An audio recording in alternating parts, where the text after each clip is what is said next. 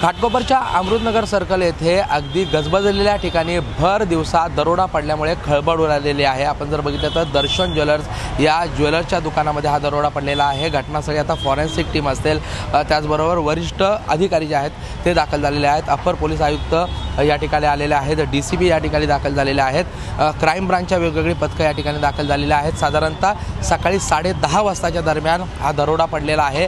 3 जे दरोडेखोर होते ते या ठिकाणी आले। त्यांनी या ठिकाणी दर्शन ज्वेलर्सच्या या ज्वेलर्स शॉपमध्ये प्रवेश केला आणि दर्शन मेटकरी जे या शॉपचे ओनर आहेत त्यांच्यावर हल्ला केला। चाकूने त्यांच्यावर हल्ला केल्यानंतर त्यांना या ठिकाणावर त्यांनी काही वस्तू घेऊन पळ काढलेला आहे। यातील एका जो दरोडेखोर आहे त्याच्या हातामध्ये बंदूक होती आणि त्याने लोकांमध्ये भीती निर्माण करण्यासाठी हवेत गोळीबार केल्याची देखील माहिती मिळते आहे। आता या संपूर्ण प्रकरणी वरिष्ठ पोलीस अधिकारी असतील, क्राईम ब्रांच असतील, हे याचा संपूर्ण तपास करत आहेत। वेगवेगळी पथकं जी आहेत ती रवाना करण्यात आलेली आहे।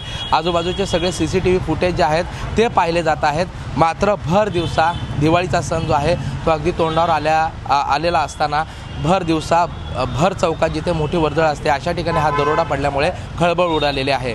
प्रशांत बडे, ABP माझा, मुंबई। ABP माझा, उघडा डोळे बघा नीट।